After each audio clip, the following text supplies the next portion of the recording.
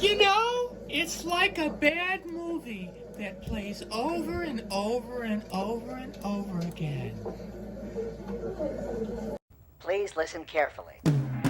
She's as funny as Lucy and she's in the know. She's as smart as Bill and always on the go. It's the Patsy Hoolahan Show. Sarah Haynes, Anna Navarro, Joy Behar, Sunny Hostin, and Alyssa Farah Griffin. And Patsy Hoolahan! I don't think they're hiding anything, and the reason I don't think they are... No, but let me say this. These documents are at least 6-7 years old. Nobody was missing them for 7 years. This guy, Biden could have easily flushed them down the toilet, had his crazy German Shepherd eat them. Time doesn't make something not classified necessarily, so it still could pose a national security risk even if it's been... I want to make a contrast on some of the similarities and differences. Similarities, neither of them should have had classified documents. Period. Dot. Right. Differences. The National Archives tried for over a year to get the documents from Trump. When Trump finally handed over 15 boxes, 15 cajas, people, 15 boxes. The facts are different than the Trump case. However, I think this is a huge win for Trump because if you're Merrick Garland, who is already extremely cautious and doesn't want to break the longstanding precedent of not indicting a president, it's very hard to make the case that Donald Trump should be indicted for this, even though the facts are different, when he can argue, well, now the vice president also took home classified documents. I think that this kills the case. It doesn't legally change the fact that you did not transport them securely. It does legally change the intent element. There's a clip of Biden I would like to pull because he obviously has weighed in on Trump's situation, and if we could air that.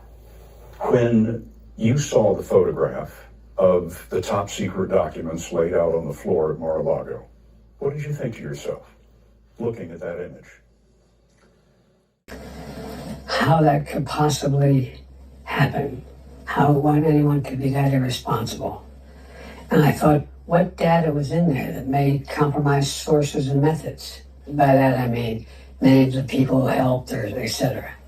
And it's just totally irresponsible. Well, that's why we're saying that we don't know the extent of what was in Biden's thing. Well, I just want to know I've declassified everything in the world. I'm president. I like to drive. I used to think I was a pretty good driver. Joe Biden's Corvette featured in one of his campaign ads in the last election. So did his garage, now in the spotlight. And you feel like you're in complete control. Speaking before the announcement of an investigation, he talked security, invoking the vehicle. Classified material next to your Corvette? What were you thinking? Let me, I'm going to get a chance to speak on all this, God willing, soon. But as I said earlier this week, people, and by the way, my Corvette's in a locked garage. Okay, so it's not like you're sitting out in the street.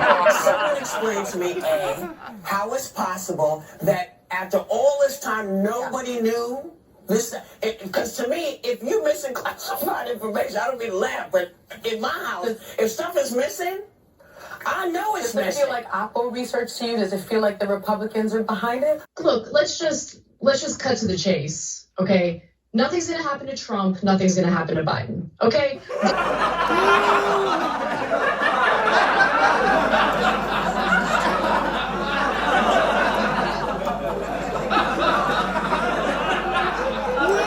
What are you gonna do? It just goes on and on and on.